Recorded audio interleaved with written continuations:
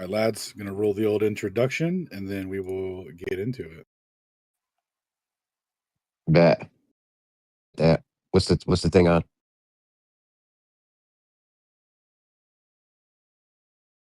What's it on, Shane? Oh, Battle of the Beams. Null-Hypothesis right. format. No doubt.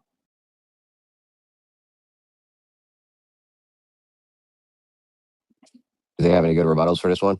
No, they'll just say it's been rebutted without specifying how, when, why, especially not applying any math or ITU standards. But we'll get to that, I'm sure. Oh no, Jesse fucking gave me a graph yesterday and tried to explain to me. Nice. I'm sure it was exactly on point and directly addressed the math. All right, hello and welcome everyone to the Null-Hypothesis Monday hosted on Earth Awakenings. If you would like to be a part of the conversation, go to discord.gg/Earth Awakenings. And every Monday at 8 p.m. Eastern, we shall have a new Null-Hypothesis discussion ready and available. And of course, throughout the week, there are regular discussions about different things cosmologically related. So come join and be a part of the conversation here. All right. So let me get into a couple of preface notes before we get into the full prezi here. So thanks everyone for joining. And we're going to be going over these arguments in the form of a null hypothesis. So we're going to be taking a look at some classic arguments, some new ones, and we're going to be applying the relative formulae to them and seeing what comes out of them. And the way that this is going to be formed, it's in the form of a null hypothesis, so that way a conclusion can be drawn from the results. So a quick preface for how a null hypothesis works. You'll start with your H1, which will be the thing that you assume to be true. So that's going to be your H1 in this case for the Battle of the Beams that we're going to go over tonight. It's going to be that the field strength, that the signal field strength from horizontal radio wave propagation over X amount of distance is possible on a globe. So we're gonna go over that in great detail. And then the mutually exclusive opposite of that is going to be our H naught, and that's going to be our null, and that is that the field strength it would be too weak to be picked up on a globe at X distance. So when we get into the distances and analyze the field strength at them, that's going to be our determining factor. So the way that Mike likes to do the null hypotheses is just keep them real simple. Like, you don't have to get into the less complicated the better. So if you can keep it to one sentence or more or less, that would be preferable. Just keep it nice and straightforward. Now you could clarify in more detail or whatever after the fact, but it's important that it's phrased that you're dealing with two mutually exclusive opposites there, so that when you get the results, with whichever one is true, the other one cannot be true. And that's the way that that success is going to be judged here. Okay, so that's a quick note on the null hypothesis and how hypothesis testing works. And if you want to learn more about that, there's a section on my Obsidian page here for null hypotheses. It goes over some of the classic Karl Popper stuff, so you can read about it there. And then it goes into the statistical analysis of null hypothesis testing with your p-values and whatnot.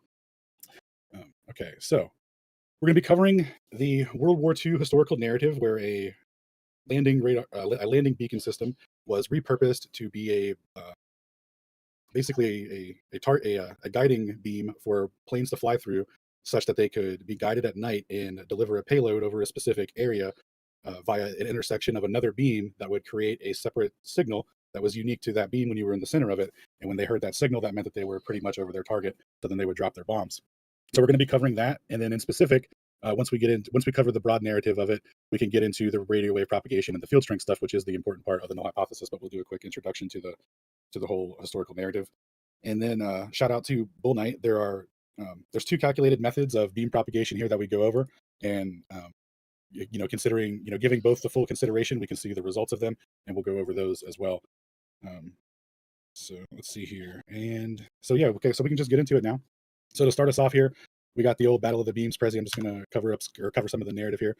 So we're applying the man-of-stone method, which is grab the mainstream formula, input the relative figures, get from the mainstream formula, and then draw a conclusion, make sick graphs to share with the lads, and make a music video. Now Stone says this one specifically is mandatory. Kicking some ass. Yeah. All right. So I'm not sure what that one was supposed to be, but so 1939, 1940, early on in World War II, there was a lot of circumstantial evidence that was being collected by a military intelligence officer at the time who goes by R.V. Jones. It's Reginald Victor Jones, and he was in charge of this operation and investigation. And so over the course of like a month in June from 1940, I think it was, 1940, he had amassed quite an amount of circumstantial evidence, up to and including admissions from POWs that were captured, from pilots where they said things, and documents that were found on said POWs when they were captured, And then, interestingly enough, there was a radio transmission that was intercepted from the Enigma system, and the only thing that they could decode from it were the latitude and longitude coordinates and the target, or the two names of the stations, the code name of the radar or the beacon system, and the and oh yeah, and their target.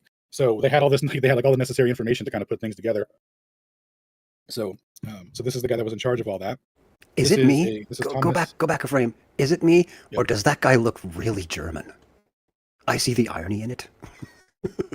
Maybe it's me. Yeah, unfortunate, dude. But yeah, so we have Thomas Eckersley here. This guy was a radio wave propagation extraordinaire. He was like a leading expert in the field there. He worked for Marconi. I think he was part of the test with Marconi and stuff. He was one of the people that put forward the math for the ionosphere and stuff, and was like pioneering the whole skip wave or skip zone type things to explain ionospheric propagation. So his expertise was called in to try and verify this this beacon situation that could guide planes over targets with a specified accuracy. So yeah, this guy was saying that based on the information available and the system that they were using, that it wouldn't be possible. And the system that the Germans were using was the classic Loren system, which was a blind landing system. So basically, what happens here is that there's an antenna array that emits two signals, like flickers them on and off. And so the one signal is going to be a dash, one's going to be a dot, and then where they overlap in the middle, that creates a coherent tone. So you say you're coming in at night, you can't really see the runway. It's foggy, it's rainy, or what have you. But when you come in, you hear on your headset, you hear some dots. And then as you get closer to the center here, you start hearing a coherent tone. And then as you go to the right of that coherent tone, you start to hear dashes again. So you know that you went too far. So you back up a little bit, and then you get in the center of that coherent tone again. And you just follow that coherent tone all the way to the runway, and you can't miss. So all of the systems, prior to the war, this was like the standard for landing. So this was like a really common, like all the parts and stuff were all, already pre-existing and whatnot. So based on all that information, Eckersley determined that due to the curvature of Earth, that I keep calling it a radar system. It's a navigation beacon. There's a distinct difference, but I just keep calling it a radar system. Sorry. Okay. So anyway, based on how this works, he's saying because it's line of sight that, Earth's curvature would prevent it from working, and the frequencies involved. So we'll get into the math and stuff as we continue, but this is just to kind of cover what they were dealing with. This was Churchill's scientific advisor at the time. So to get authorization for allocation of military resources to investigate the beams and stuff like that, you would have to get through this guy to get authorization from Churchill. So Reginald and Eckersley used to be students of Lindman, and so he had like a little personal connection in there. He presents all his evidence. He's like, okay, I'll get you a meeting with Churchill. So they have their meeting. They discuss everything, and the scientific arguments did not persuade Churchill. He was swayed by the by the accumulation of circumstantial evidence. So he authorized a sweep of the beams to be made. So that night, they went out and flew over the targets where they had projected where the beams would be latitude and longitude wise, following where their stations were versus where they were targeting, and flying over those sections with a radio receiver tuned to receive the Lorentz frequency. They heard the echo signal. Now it's reported that the echo signal that was measured from a pilot named Buffton was at Spalding, which is about 50 kilometers short of the target at the time that was supposed to be Derby. And so anyway, at 50 kilometers short of Derby, he's saying that he measured an echo signal that was about 400 to 500 yards wide. And so based off of that geometry and what we know about the antenna array, you can back calculate what the propagation stuff would be and what the loss and everything would be over those distances, and that's what we do when we analyze the full scope of it. But to kind of continue on here, so they've identified the radar system.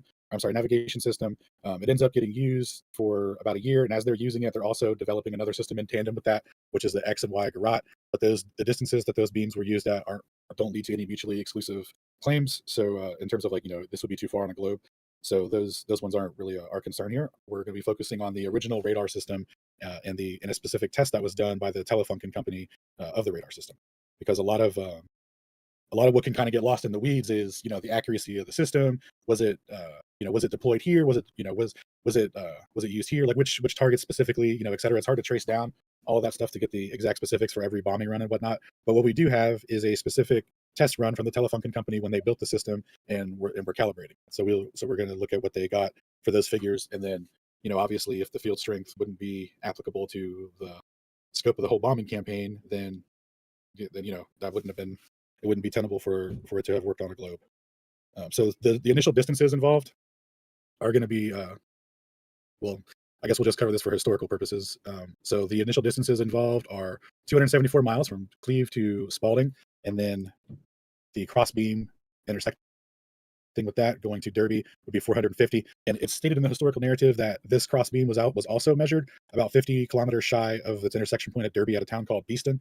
So same situation, although the beam width measured was never mentioned in terms of the equisignal dimensions. So we don't have any record for those dimensions coming from Stolberg, but we do, they do have the what they said they measured for the Beeston location. So okay, so null hypothesis and hypothesis. So our H1, our hypothesis is the Knikkebein signal at the equisignal crossover is above the noise floor for a spherical Earth of a radius of 6,371 kilometers. And there's a slight adjustment to this null hypothesis where it's not about the crossover loss. It's just the equisignal in general, because there might not have been any crossover loss in the way that we first conceptualized it. So just the equisignal strength in general.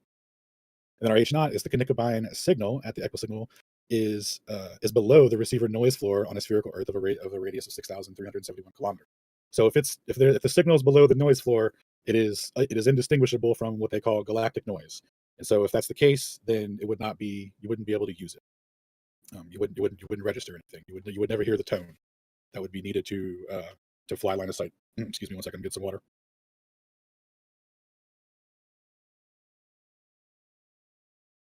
All right, and then so there's two primary equations that are going to be used here, and one is what's called creeping wave diffraction or Fock diffraction, and what was established in the 30s through experiment using EM waves and sound waves on a cylinder is how a wave will propagate around the cylinder, and how it will like become a creeping wave and experience loss as a function of the curvature along the cylinder, based on the radius. So there's specific experimental values that are tied to relating the loss in radio wave propagation on a spherical surface versus like a plane. And so in the ITU standards, what they use is called Fock diffraction. And Fock diffraction is a generalized equation from the Sommerfeld equation, who was doing the experiments with the cylinders and whatnot to first establish that loss. And what they call it here, so what you can kind of conceptualize it is that anything past the radio horizon is called the shadow zone. So when the wave is going across the horizon, horizontally on the surface, once it hits its radio horizon, that's when it starts to get affected by curvature at an exponential rate as it continues to go over, because it's the way that it's hugging the surface and distributing. It's like it's losing all of its energy at an exponential rate that they quantified back in the 30s. And so they've been using, that's that standard, derived on the principles of what it would be for a sphere and how to solve the equations and whatnot. So in any case, they use the Fock diffraction as the standard for the ITU standards. And the ITU, of course, is the International Telecommunications Union. And they set the standards for things like, if you're using this signal, it'll go this far, under these conditions and whatnot. So they set the standard for radio wave propagation, essentially. So we're going to be using their standards, their formulae to analyze the signal strength for Battle of the Beams. And of course, there is also there's a free loss equation called the Friss equation, or the Friss free space loss equation. And that's that basically, you don't get that exponential loss at a specific distance. That's really the only difference. But the term that we're going to be using specifically is also the one that's in the ITU for a flat Earth approximation. That's for basically for an infinite plane. And so all that incorporates is a little surface reflectivity, the same kind of surface reflectivity that's in the Fock diffraction for the globe, but it just just boosts the signal a little bit for going on a plane, just to keep them both under the same ITU standards. So it's still going to experience the free space loss, but it gets a little surface reflectivity boost. And then the same applies for the globe as well, obviously. But they experience the exponential loss in the shadow zone, which is the extremely important part here. And so the equations that were used then are still used now. So we have 1988, these gentlemen at MIT, I believe it was, were trying to make their own approximation equation or whatever. And so what we're looking at is the same sort of exponential loss rate when you get to that radio horizon for the type that they're talking about. So it's the same standards are being used today, and this was to calibrate some military radar thing. So these are the standards for how to calculate that stuff. So to get into the equation stuff, we're going to switch over to the Jupyter note real quick before we do that. Everything that I'm going over here I included links for in the chat, but everything here is in the Battle of the Beams GitHub. So you can go here and you can get the Jupyter note stuff, and you can see all the math and go over all that stuff. So the original way that I calculated it using Fock diffraction, I also included a crossover loss term, which was based on a misunderstanding of how the Lorenz system works, and I was treating it like a giant coherent beam where two points are kind of fading together or whatever at the weakest point, which would be not the peak where it would be the strongest, and so there would be a loss there. So anyway, I was adding a little extra loss to it where that might not have been the case, but it was based off of how we were interpreting the beam geometry through the lens of it being measured at about 500 yards wide at Beeston. So following that line of logic, that's what led to all of that. But you can go through all of these and see, um, the conversions of the wavelengths, the antenna aperture, and all of that, which comes out of the specs from the antenna, and then the signal strength as it goes out. And then the crossover loss term was, of course, for the signal strength at the weak point. But again, if that's not the case, then that wouldn't necessarily would matter. And so we also included Bull Knight's take on how it should be calculated as well, which we'll go over. But I'm just showing the full thing here. And then there's the flat Earth propagation, which is just the same thing. Like it's the same situation. It just doesn't have that shadow zone loss term. And that's about it for all of that. And then we get to the results there. Let's see here.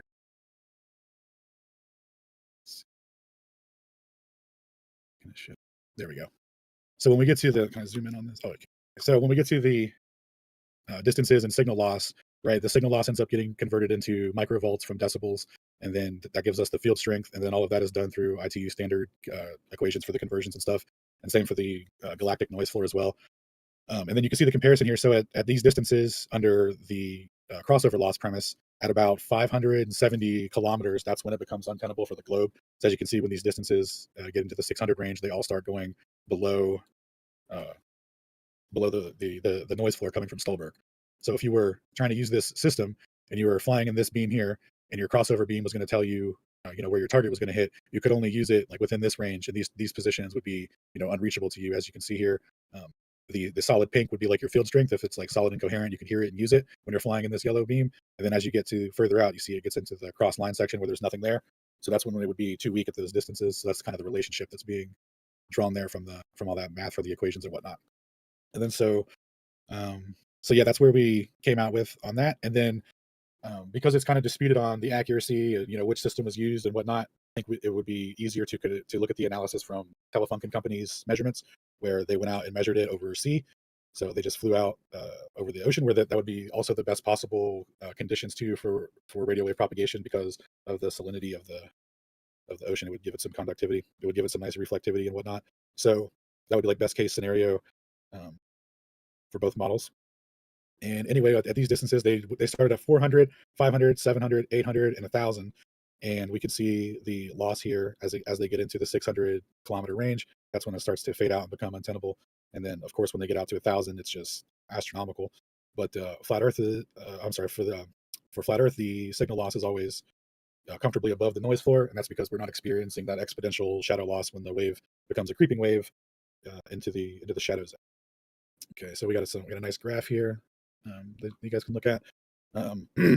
So that was my method. That was my interpretation of the system. It was based off of that crossover loss scenario, and that shorts the globe by about, I want to say, 14 decibels on the signal strength, which is quite significant. So without that, they get some signal strength back. And then so when we look at it through Bull Knight's hypothesis, where his position, I don't know if he's here. Are you? Is he thing? All right. I don't see him. No. It's usually his kids' bedtime and stuff now anyway too. So in any case, his position is kind of that the measured equisignal strength isn't the full equisignal, and that the equisignal was actually bigger based on how the Lorenz system propagates a beam, and it doesn't do it by the full aperture emitting a coherent beam, but it's like emitting like two different beams simultaneously. It switches on and off from one side to the other, and it makes it such that there's no crossover loss. And then the way that you would calculate the aperture and whatnot, you, instead of using the full antenna array length of 99 meters, you split that to 35, and then you do the half wavelength separation for all for the dipole alignment and all of that, and you get a different squint angle than what we calculated. And so with this, there's less loss and whatnot for the globe. So following this method, we can see how that turns out. So same exact math as before for the globe, using the Fock diffraction, which is the ITU standard for this wave frequency. Sorry. So going over all of that, we end up coming out with, let's see, a second.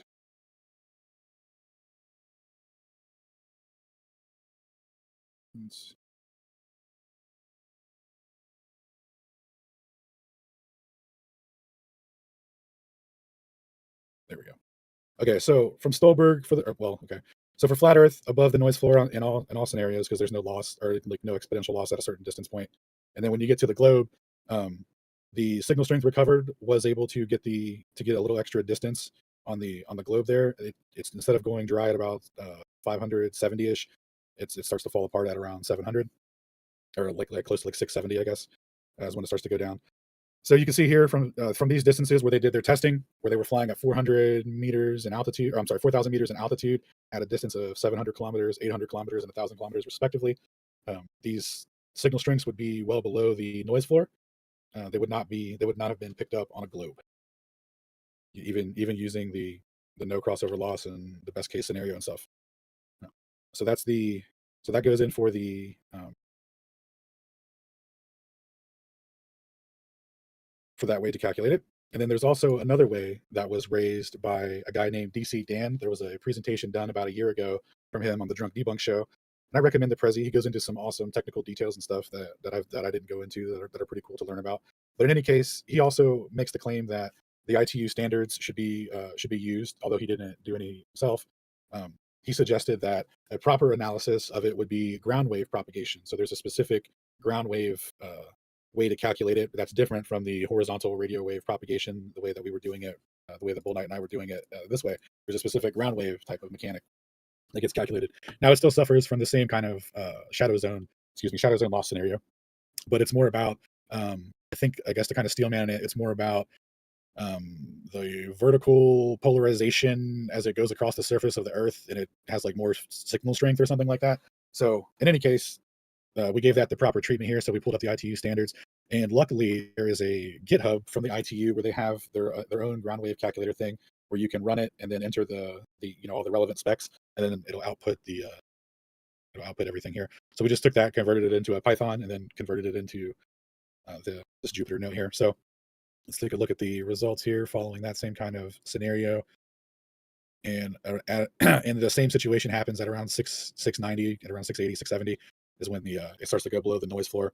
And then as you see here, from 700, 800, and 1,000 kilometers, the ground wave propagation hypothesis doesn't help.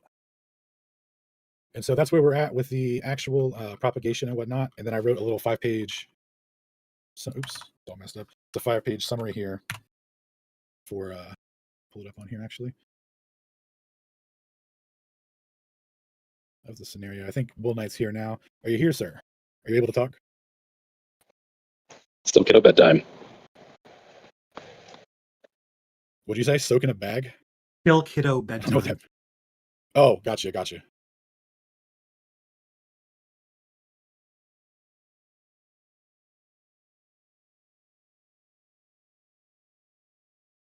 Go for a bit of a This is lull also- here. This is yeah. Go ahead. What's up? Oh no, I was just going to say, when you're doing these calculations, you assuming like are the formulas based on a receiver at ground level? Because if it's being received by high altitude bomber, obviously it's going to have a huge effect on the line of sight and the amount of shadow loss. Yes, and the ITU standards go up to. Let's see. I think they actually cut off at 4,000 meters for the Fock diffraction that we used, and then the bombers would have been flying at 6,000 meters. But there is a vertical gain component that's accounted for, so it's actually better that it's longer distance and higher. Like there's a gain component that they get a little back. So Okay, that's to accounted answer for. your Like, question, yes. Okay. Yes, sir. Yeah, I don't know how to make this go away. This is so annoying. What is this? Oh, there it is. Okay, there we go. So here's open in browser.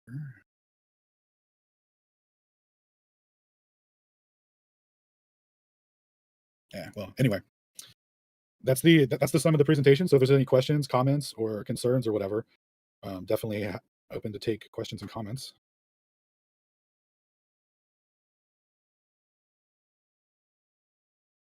guess the other one I've got is the noise floor. I'm assuming, like you said, you're using modern standards for that. Given how much more radio traffic there is in the world these days, I'm wondering if their expectation of the noise floor has gone way up compared to what it would have been in the early 40s when radio transmission was much less common and much less energy going into the atmosphere. So has there been any adjustment in the expected level of noise since then that might be affecting the signal to noise ratio?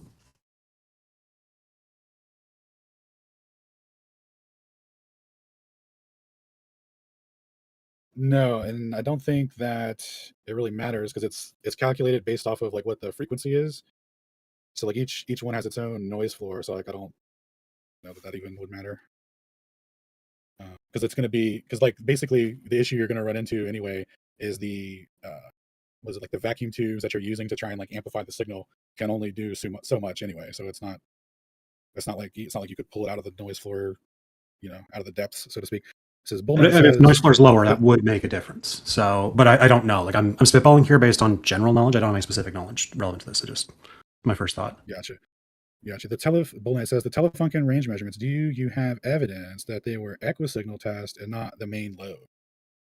Yeah, they gave tech specs for the operational use based off of that. So I would assume that it would be about that, the operational, like what good would it be if they just flew out in the part that didn't matter?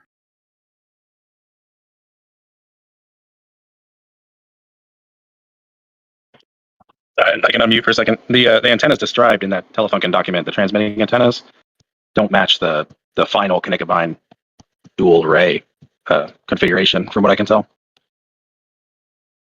You talking about the ones that they added on the planes? Yeah, the German page with the table in the middle that determines that also mentioned the humidity, the impact of humidity in summer versus winter. Yeah, so they used two at 800 and 1,000 kilometers. They tested two different types of receivers. Now the receivers can only amplify so much of that. So at those distances right now, without adding any special antenna modifications to the receiver, the globe is about 13 decibels too low. It was two receivers, each with a different antenna each. So it was like an array of 2 by 2. Yeah. Are you talking about the receivers on the plane, right? Yeah. Or in this case, it was probably a Zeppelin, but yeah. A little Zeppy. The old sister airship of the Hindenburg, allegedly.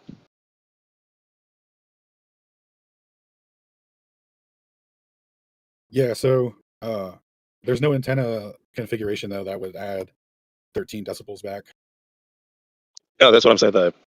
The degrees that's listed in the transmitters column of that table, they're like fractions of degrees. Let me see if I can pull it up here. I want to say 1939. Yeah, right. All right. What are we looking at here?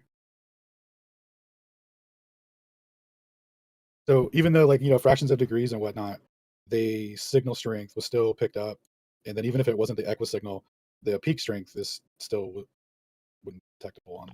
But that's not a chart of signal strength. That's just ranges, like a minimum and maximum over however many days they were doing the testing. What? The output, like the result of that tests, the individual with the range of distances and then the underlying distance. Yeah. There's no signal strength measurements there. There's just the minimum range that they detected it and the maximum range, which in itself doesn't make sense that there'd be such a. If it's below the noise floor, you wouldn't be able to detect it though at all. So I'm not sure what you're. Yeah, I was trying to get together a demo that. So like the signal can be below the noise floor, but you can still hear it, especially when it's CW, because the noise will be random static and the signal will be a constant 11 kilohertz tone. So the operator can absolutely hear below noise floor, but I'm trying to.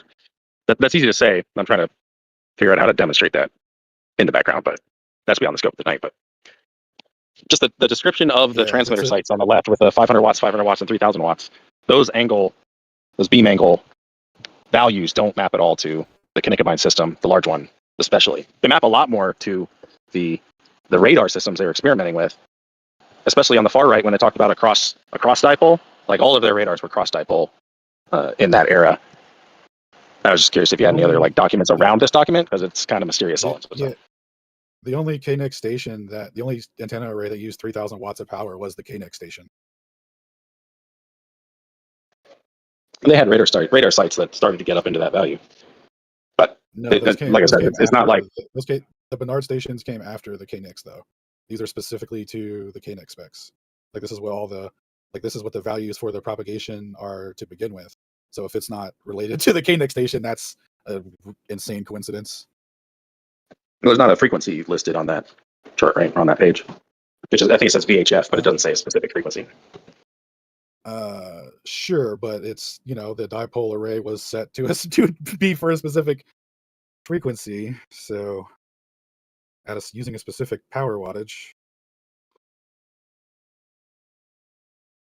Yeah, and the Connecticut mine had 3,000 watts ERP. It was just that one page. I like what's the page before this page and after this page is what I've been trying to figure out. Yeah, and maybe that's lost time. Like before and after. Yeah, I think this document is actually like an isolated page. I don't recall it having companion pages. But it seems like there are a ton of like German like historical document archives, but they're all in German, and I think you have to submit in German to get whatever they may have. That's the that's just how history goes. Yeah.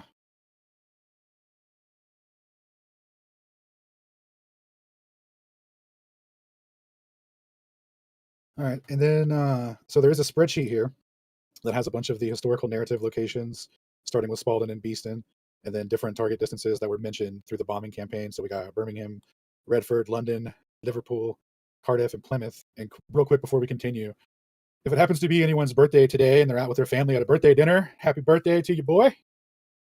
Don't want to say anything specific. Happy birthday, Shane. Sorry, I'm just guessing. All right, so we have anyway. You can cycle through these here and see the different results. And the results on this page are based on my original calculations to enter the more approved Bull Knight rendition of how the radar or how the beacon system propagates a beam, which I don't necessarily disagree with. I think he made a really good case for it. And then regarding the echo signal, which I forgot to bring up, was something that really supported Bull Knight's claim was that about the echo signal being larger than the 500 yards. Was that there's primary documentation from the Germans saying that they hope to achieve an accuracy of 2 kilometers by 2 kilometers with the system. And so using the specs and radiation configure, using the specs and antenna configuration that Bull Knight came up with to describe the radiation lobes, makes sense. So I don't, when I preface it that it's like Bull Knight's way, I'm not saying like I even disagree with it or, you know what I mean? So just wanted to make that clear. But anyway, you can come here and adjust the apertures. You can adjust the, let's see, the full aperture. You can adjust the half size. You can adjust the squint angles, and you can get different values there for the for whether it passes or not for signal strength. And then so you can also reference the Telefunken stuff down here. So once you get into the 800, once you get into the 800 kilometer range, well, actually even before that, I think it's 700. It's still marginal because what does it come out at that one? So at 600 kilometers, it's marginal. So like that means above the noise floor. And then at 700, it's dead. But yeah, in any case, when they at the distances where they were applying the special antennas here are included at 800 and 1,000. And then there is a section here. So this goes over all the math for calculating the Fock diffraction and the Sommerfeld diffraction. There is a section here for, see if I can find it. Probably easier to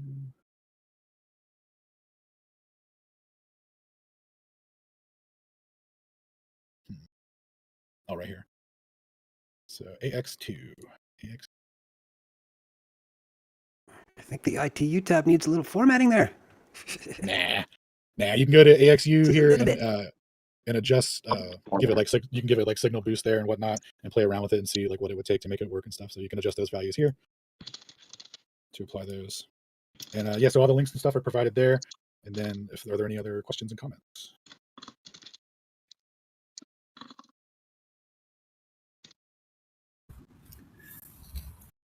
What did you end up with the required signal to noise ratio for this to be picked up by the operator? Just to be above the noise floor, because I don't think we could ever find the specific specs for the sensitivity for the thing. But based off of DC Dan's recommendation, he did give a estimated amount or whatever, so I kind of went with that. It's in here somewhere. Give me 1 second. It's above the thermal noise floor you're talking about here. Yeah.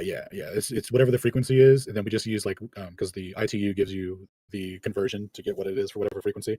So we just set that for the baseline, and then there's like I said, there is a value for the boost of like the receiver or whatever, but I don't recall what it is. Could the signal be below the noise floor and still detected? I mean, the whole point of the noise floor is that once it goes in there, it's pretty much indistinguishable. So I don't. But the noise is think there's a lot of broadband leeway. noise. You've got a quite narrow band signal. You can quite often pull signals from below the noise floor if you're listening for them.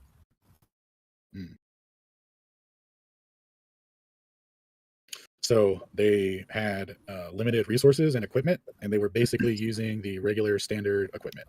They tuned their receiver to be a little more sensitive than it needed to be, but in terms of pulling things out of the noise floor, I don't know anything about that, and there doesn't seem to be documentation about that. Now I'm talking about humans and their ability to extract a signal from the noise. So you're right, the radio system can't do much to improve the signal to noise ratio because you amplify the signal, you're amplifying the noise. But the human brain can actually pull signals out of noise quite effectively. Yeah, so when let's see here, let's take a look. So how far below the noise floor are you guys predicting the signal? All the way. All the way. How do I make this?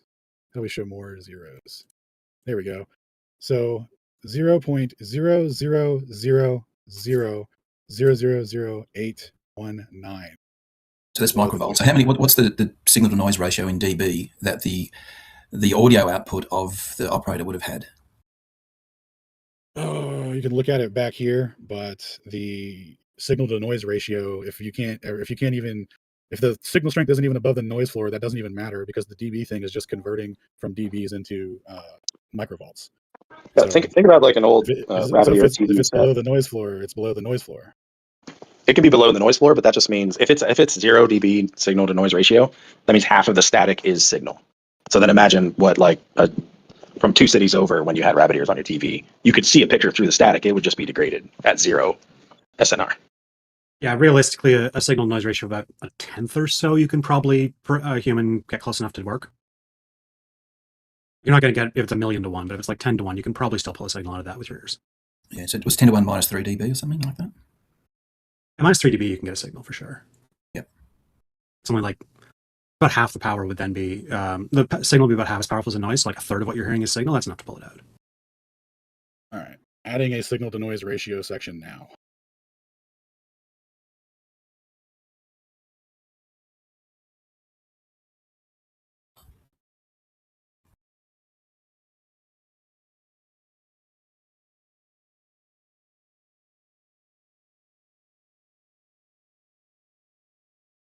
Try to get you some numbers on what a realistic is. 10 to 1 was just a gut check.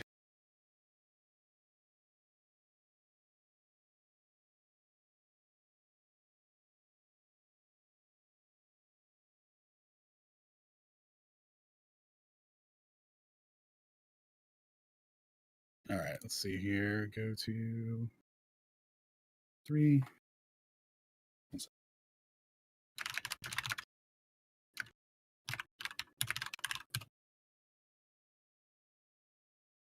All right, give me 1 sec.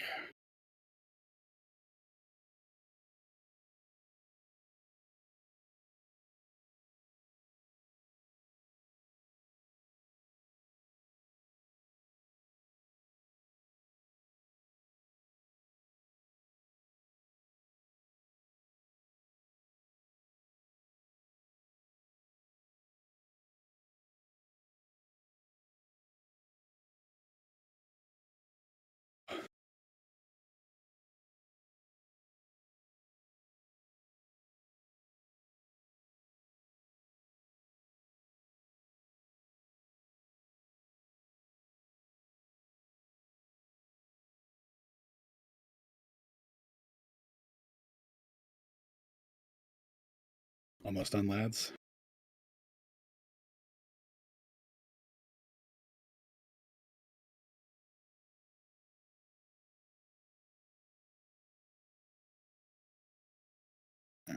You'll close and reopen. The noise.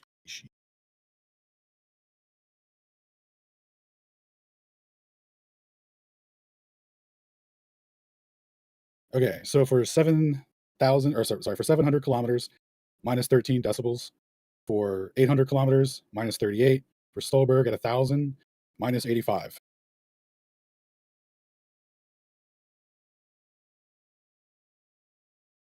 At 13, you might get 38. It would be very unlikely 85 is impossible. Alan, you still have the 0 dB isotropic antenna gain on the receivers for the globe calcs? Say that again? Do you still have the 0 dB gain isotropic antenna gain value on the receiving side for the ITU calcs? Oh, yeah. For what this just did for the signal noise? Yeah, probably.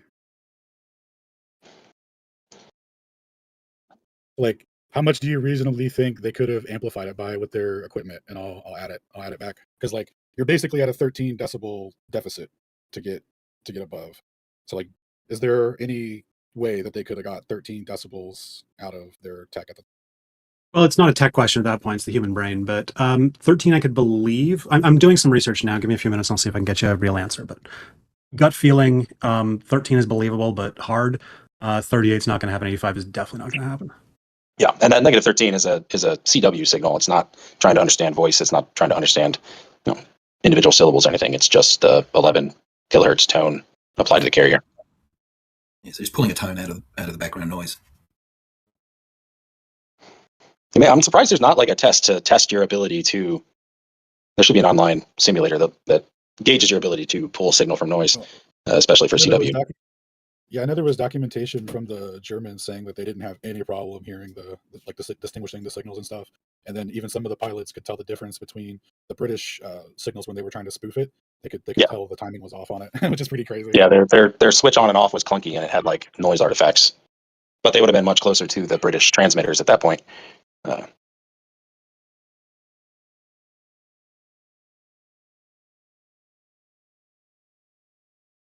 as far as the operational range, quote unquote, for Knickerbein Large, that's just an assumption based on the timing of like bombing runs on Liverpool and some of the further targets. There's not direct evidence that this system was used to bomb Liverpool. It's just Liverpool had a bombing run done during the timing of Knickerbein Large being active and British countermeasures not yet being in place, right?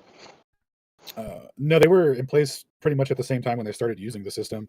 But yeah, they have the what was it called? I want to say Blitzkrieg, is that the right one or whatever? But anyway, they when they launched their bombing campaign, they said that they were using it basically every day for a month in between. I want to say like September and November or something like that, except for 2 days. And then they obviously used it continuously throughout the first year of it while they were also establishing the other systems. So it quickly becomes a mix of KNIC and X and Y Garot as well as time goes on. But the first initial, when they started the campaign, was definitely all facilitated by that, and because they were night bombing runs, I would go as far as to say that, they wouldn't have done it without it. That wasn't their first night bombing runs, though. They did night bombing runs long before that. They didn't wait for Knickerbein to come online before doing any night bombing runs, did they? I don't know, to be honest with you. You can navigate by dead reckoning and city lights. It's not super effective. They had cell nav systems in the cockpits. Like that's what they were using before radio navigation. Yeah, cell nav, dead reckoning.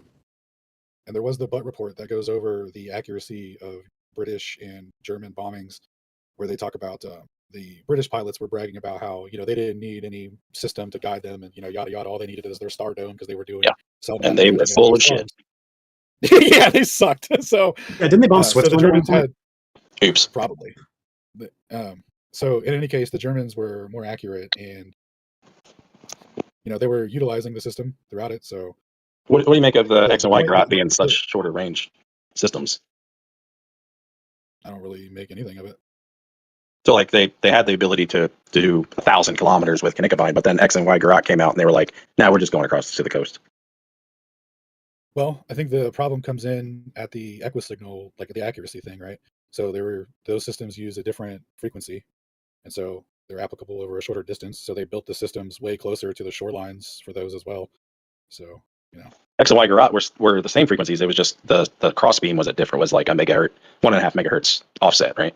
They were still in the range of like 30 and 31. Like the primary beam they followed was 30, and then the 3 cross beams for the.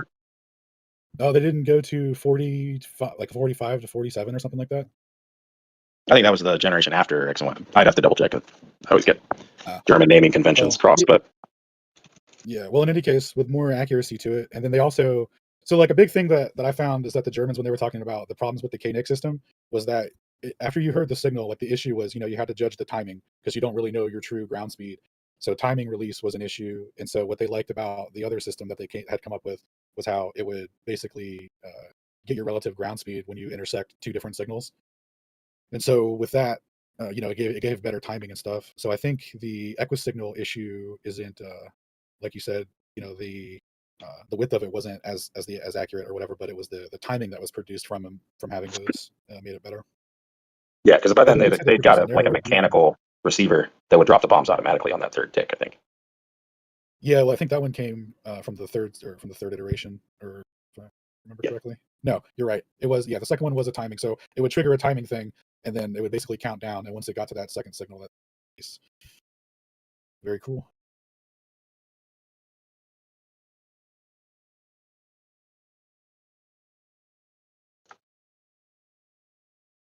But yeah, mechanistically though, distance wise, for the effectiveness, like to even like be able to pick up the signal though, I think these tests really speak to the range of it, and it goes against the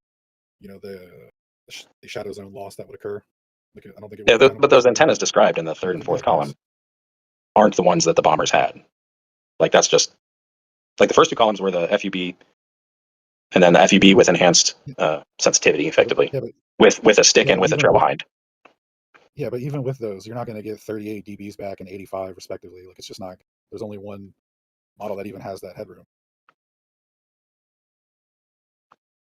Well, I mean that's a good point about the flat Earth calculations. Like there's no on the model that has the headroom. There's a lot that's left on the table, in my opinion. Like the takeoff angle, and because if you look at the field strength calculations for the flat Earth, like it's like on the order of 2 microvolts at those ranges, right?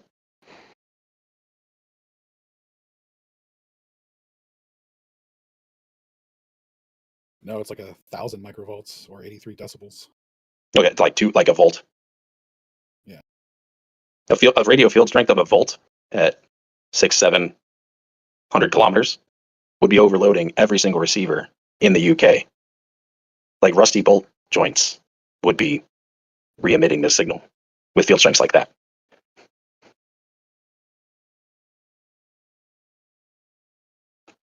Yeah, I mean, the only approximation we have is like the same. It's basically the same equation as the globe. It just doesn't have the exponential loss term. Right. So, and when I say like I often ask like what's keeping signals from going transatlantic in these frequency ranges, 30 megahertz, so even up to 144 megahertz. That free space path loss, because the atmospheric attenuation is so very low for those frequencies, like we should be getting UK radio stations from the eastern coast of New York, like no problem. But that's not observed. So there's something else going on, either for in modern day or back then. Because like it would not have been a hidden signal if it was 1 volt field strength at 700 kilometers. I mean, it wasn't hidden. That's how they detected it, because they left it on. So no, I mean like so a receiver can be saturated even by signals out of band. So like everyone's radios would be overloaded by a volt field strength at that range. In London, in Coventry, and Derby, like the whole swath of the UK, if saturated in a 1 volt field strength RF signal, would be there. It is an interesting predicament. So yeah, potentially some additional terms would need to be added. I hadn't considered that. Yeah, Yeah, and then that's why like the antenna takeoff angle. Sorry. I was just going to say, like in the ITU standards, they say it's a flat Earth approximation on an infinite plane, and like basically all that means is no exponential loss over distance, and then they just use the surface reflectivity, which I think added about 6 or something dBs to it. It wasn't even as much as I thought it was going to be, but Well, even by Yeah, definition, that's fine. the inverse square is an exponential loss. It's just no additional exponential losses on top of that, right? Sure. Yes. Yeah, it's just following the normal free space loss. But yeah, that would oversaturate other stuff like that, like you're saying. So yeah, there's probably an additional component there to consider, for sure. And that's why I bring up the takeoff angle, like at 6,000 meters, at 600 kilometers.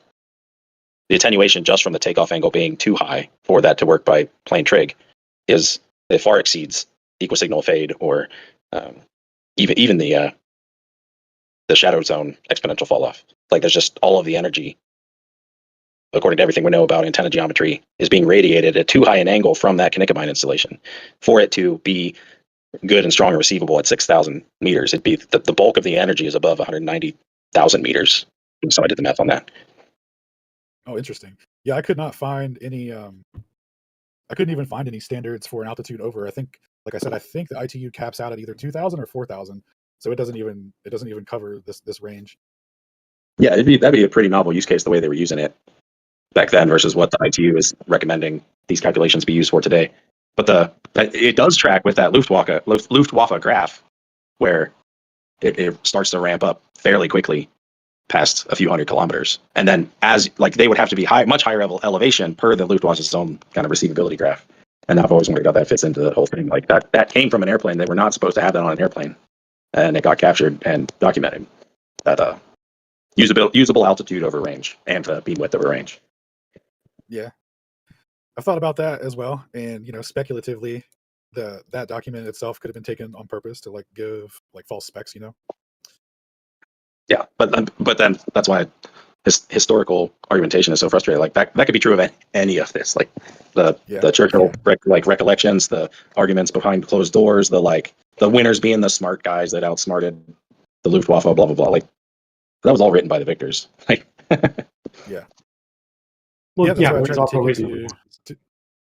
that's why I tried to take it to just the figures and what the standards are and stuff, just to see what comes out of it.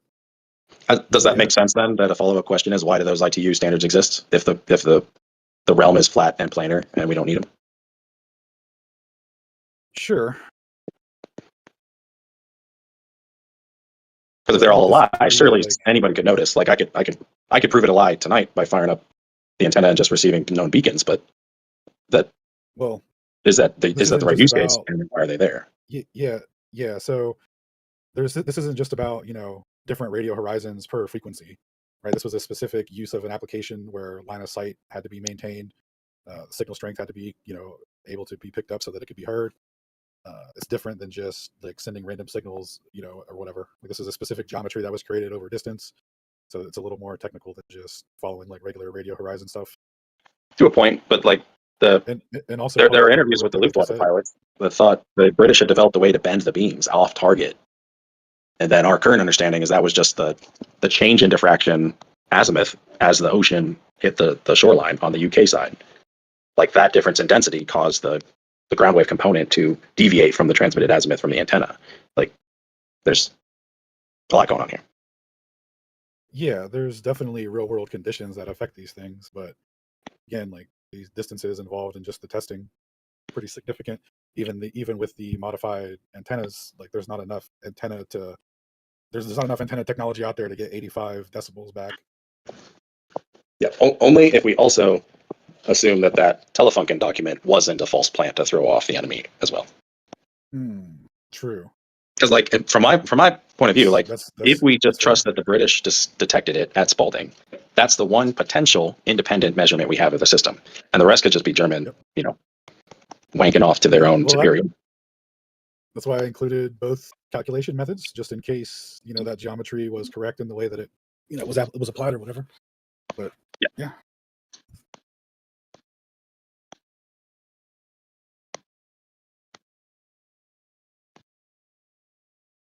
All right. Well, we can. There's nothing further to trace down here. We can wrap up for the evening, and we can cover this next week in the like I said, the way that the format will go.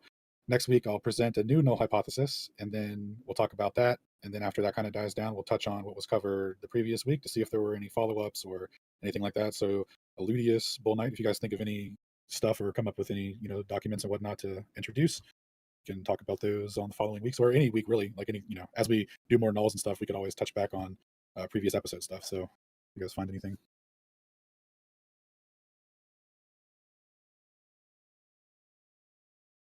All right, so we will be back next Monday with a new null hypothesis, and I'm thinking that one's going to be on is the Earth an inertial frame or not.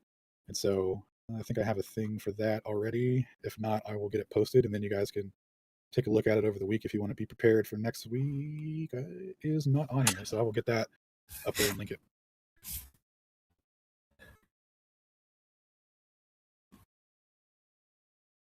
All right, were you about to say something, Daza? No. Thanks. Okay. All right. Well, I will see you guys on the next. Oh, yeah. So sorry. In conclusion here, so left open for further discussion. But as of current, the distances for the detection at 700, 800, and 1,000, even using special equipment for the 800 and 1,000 kilometer distances, far exceed what would be currently calculatable for the loss on a globe over that distance in the shadow zone. Flat Earth remains a tenable signal propagation, but as Bull Knight pointed out, there has to be some other factors to consider in terms of propagation, even on a flat Earth, because these are high enough that they would saturate other receivers, and it would be like a more noticeable phenomenon. Everyone would all of a sudden be like, "Hey, why is my TV picking up this German signal?" Stuff like that. So, stuff to be considered there. But in terms of the H1 and H naught, the H1 was falsified by those two distances. Or so we failed to falsify our null hypothesis, and that is that the signal strength would make it would be above the noise floor on a globe. It would be detectable.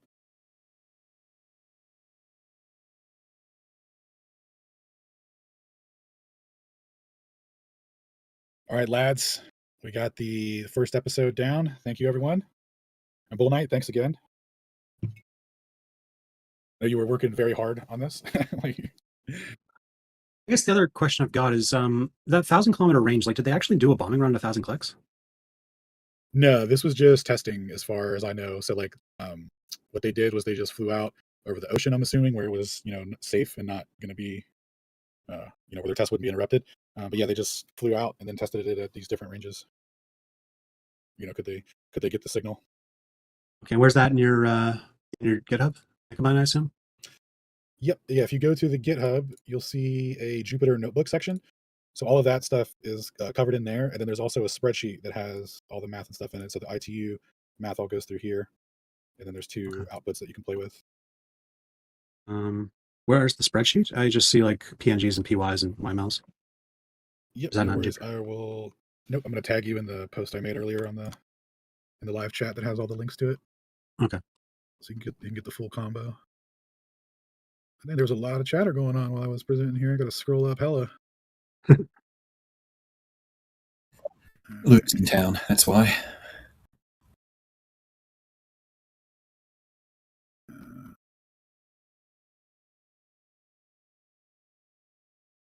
God dang. Ooh, okay, I found it. Okay. There we go.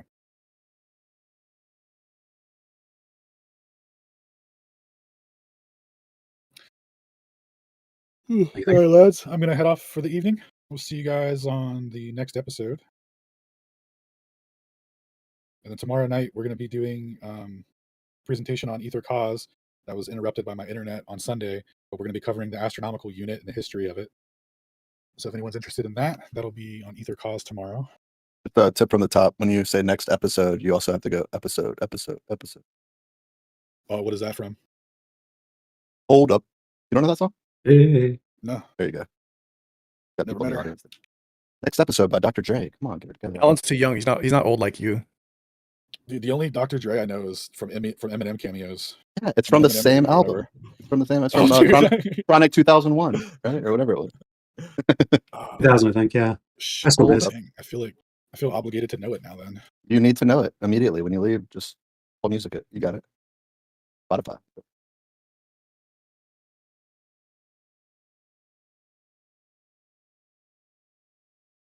Yeah, that was the only constructive thing I had to say. Sorry.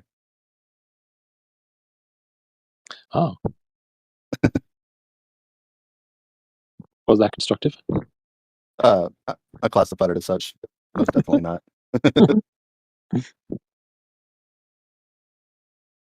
What Thinky said was constructive. I don't Right. remember what he said. No doubt.